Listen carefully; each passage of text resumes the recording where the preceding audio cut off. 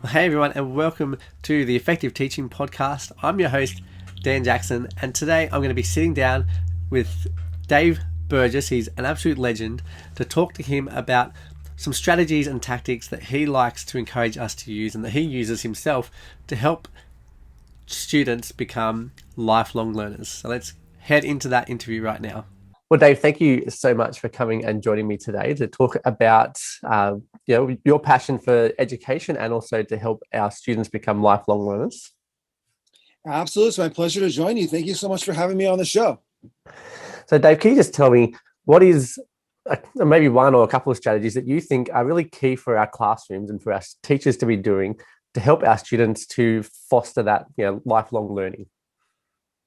Yeah, so I think it's one of the key things is showing relevance for students. And so the question is always like, why do I need to know this? Kids ask that all the time. Like, why is this important for me to know? Why do I need to know this? And if our best answer is it's because it's on the test, then we have a problem, right? And so I think we need to do a better job of showing the relevance of content and curriculum to kids and how it's going to impact their life. It allows them to create a little ownership around it. And I think also offering choice and allowing students to go down some of those rabbit holes of self-interest, and they find something that they're interested in, and rather than just moving on to the next thing, allowing them to go to dive down deep into subjects that they're passionate about. And so I think offering choice is a big part of this too. Okay, so how do you go about doing that in classrooms or when you're training teachers these days? I think, how do you go about helping them to embed that choice and to make sure that they've got better reasons for why they're teaching things? Yeah, so I think as far as the choice is concerned, it's like especially in assessment, for example. One of the things I usually tell teachers is like, let's be more concerned with the learning and less concerned with how they show it. So more concerned that they're learning this stuff, but less concerned with how they choose to demonstrate that knowledge. And so offering a wide variety of ways that they can do that. And it doesn't have to just be that written test, but maybe they want to do a project. Maybe they want to create a video. Maybe they want to do some sort of performance. Maybe they want to write a song with lyrics that are related to it or whatever it might be. But opening up this possibility of choice and how they demonstrate their knowledge, I think is one of the key components. So we're focusing on how we do assessment differently, and we're focusing on the fact that we're actually looking at the learning and not just on the end product. How do you do that then with it not being assessment? How do you, with just your day-to-day activities that you do in your classroom, how do we help our students to actually develop this lifelong learning attitude? Yeah, and so I have this analogy sometimes I use. It's called the gift shop. And so I'll kind of go through this for you and see if this kind of like demonstrates how I look at how we can look at work that's either sometimes classified as homework or work that's outside of class or not direct instruction. And I classify it, I call it the gift shop. And so if you go to a modern day theme park, there's these fancy rides. They're exciting. They get people really pumped up, right? And maybe there's the Jurassic Park ride, and maybe a medieval times ride. Maybe there's, some sort of whatever. So it's the Jurassic Park ride. There's all these dinosaurs, and it's wild and it's fast. And at the end of the ride stops. They lift the little belt off of you or lift the bar. And where do they empty you? Where do they put you? Well, in a modern day theme park, it's always the same place. They empty you into the gift shop, the back of the gift shop. And now with your kid, you have to walk through the entire gift shop, which has been themed to that ride. And what does your kid want at that moment? He wants all of it, right? So now you just stop the Jurassic Park ride. There's T-Rexes and there's dinosaur sets and there's books and DVDs about dinosaurs and everything is dinosaur related. You get off the medieval times ride and there's books about castles and knights and there's swords and there's shields and little helmets that the kids can put on and all this different stuff.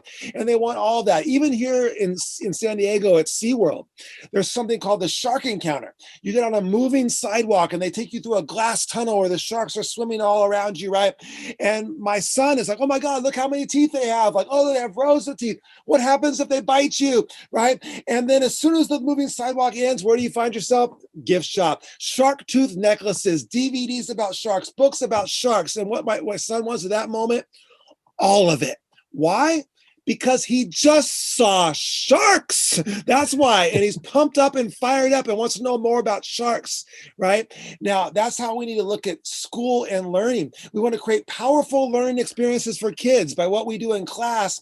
And then don't just kill it with the work that you send home or the non-direct instruction work. Don't just give them a worksheet packet that destroys their love of learning. Empty them into the gift shop of how they can go further. Oh, now you're excited about this. Here's some projects you can do. Here's some additional resources about that. Here's an avenue you can explore further down this path, right? And so again, it always goes back to creating those powerful learning experiences for kids, getting them fired up about our content and curriculum, and then not destroying it, but rather emptying them into that gift shop of how they can go further and deeper into what we're studying. Yeah. Now, for a teacher to come up with that many different ideas, I guess, for one subject, often my teachers will struggle with that. And I remember in your book, you have your story that you talk about. It's with the six words that you say you mention on all your keynote talks these days. And that was essentially someone saying that it's easy for you because you're creative. How do you help teachers who think they're not creative to come up with a gift shop array of activities that their students are actually going to want to engage in once they've gotten that first taste of the content or the idea or of what they're actually learning that day?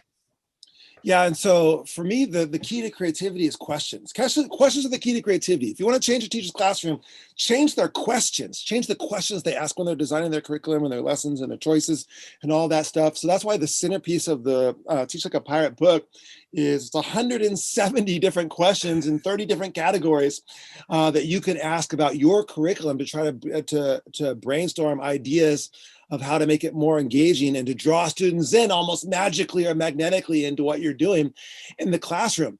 And so there's this paradoxical thing about creativity. A lot of people think that freedom leads to creativity. Often it's the opposite. Constraints and restrictions lead to creativity. Like if you say to a teacher, hey, I want you to design a wildly, outrageously creative lesson for next week, go. Well, where do you even start with that? You get, there's no path to even go down. But if you say, I want you to design a wildly and outrageously creative lesson for next week, you know what? It must incorporate Play-Doh. It must have a hands-on activity with Play-Doh or something like that. Well, now the teacher has a path to go down and think, okay, all the different ways I can use Play-Doh in the content that I'm studying next week, or what can students be creating? What can they make? And so it gives paths to go down.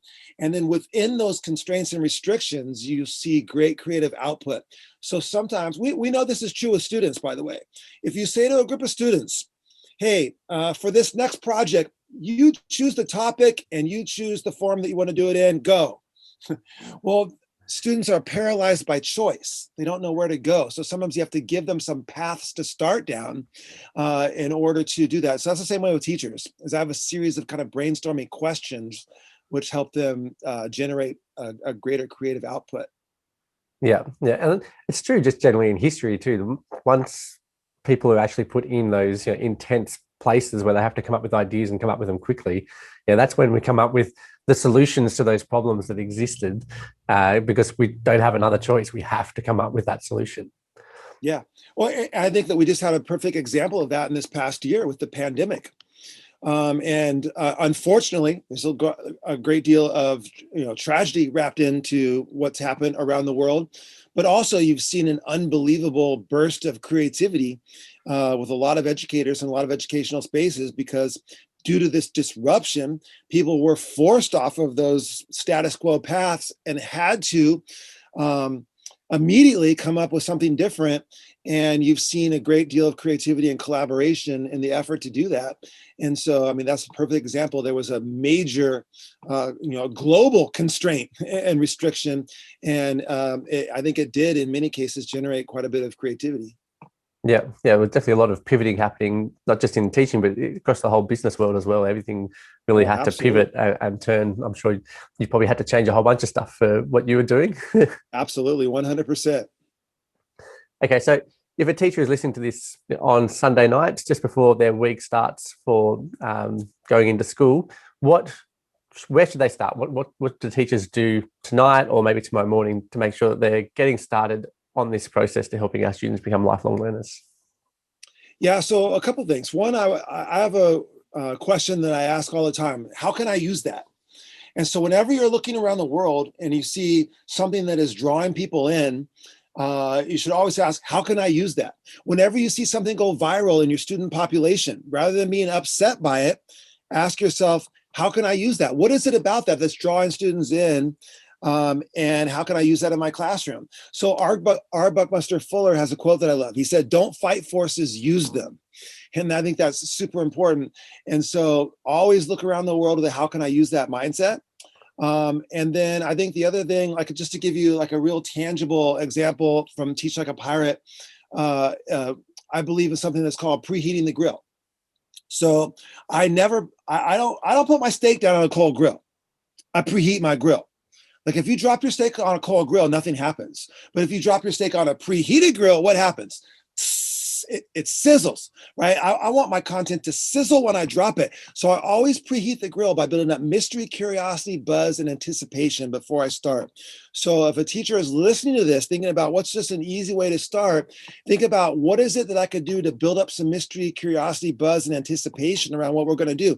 Like, what can I say today to get them excited about coming back tomorrow? What can I put on my board when they walk in that makes them immediately have a question of like, oh my gosh, what does that mean? Like, what do we do? What is that all about? What can I have on display at the front of my room? You know, a box with a question mark on it that says, don't open until 10:15 or something like that. And then kids are like, what's in the box? Like, well, I guess we can't find out till 10:15. Well, when that clock starts to tick from 10:14 to 10:15, what are you going to have? You're going to have kids on the edge of their seats, right? Because the grill is like hot as it could possibly be. And when you open that box and reach inside, you better believe every single eye in the room is going to be on you, right? And so these are all elements and things that we can do to preheat that grill and build up that mystery, curiosity, buzz, and anticipation. Well, beautiful. Thank you so much, Dave, for joining me for this podcast. I appreciate that you're a very busy man, and I just want to thank you a ton for coming and sharing your wisdom with me and also with my listeners. It was an absolute pleasure to be on the show. Thank you so much for having me. It was great to connect with your listeners. Well, I hope you really enjoyed that interview. I know I got heaps out of my time with Dave, and I'm sure you did too. If you enjoyed it, I would love for you to leave me a review to let me know your thoughts on that episode. And I hope that you'll also come back and join me next week. So make sure that you subscribe to the podcast in order to do that. Now, if you would like to grab the show notes, the transcript, maybe you want to go and check out Dave's book, Teach Like a Pirate, or you just want to connect with Dave, head over to the show notes page, which is at teacherspd.net/86, and you can access all that there. And also leave me a comment where I can respond to you and engage with you as well. I would love to get to know you better. And I hope I'll see you again next week. Bye for now.